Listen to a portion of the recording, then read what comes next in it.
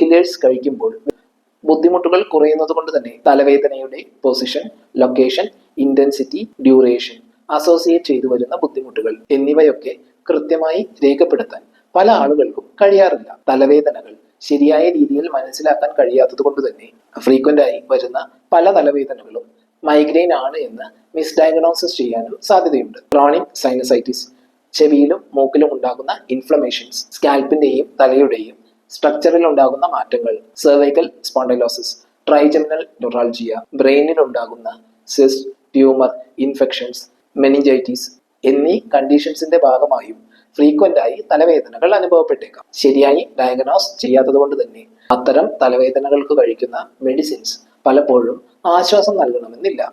Frequent ആയി തലവേദനകൾ അനുഭവപ്പെടുന്നുണ്ടെങ്കിൽ ശരിയായ രീതിയിൽ രോഗനിർണയം നടത്തേണ്ടതുണ്ട്. നിങ്ങൾക്ക് വരുന്ന തലവേദനകൾ ഏതു രീതിയിലാണെന്ന് കമന്റ് ചെയ്യുമല്ലോ.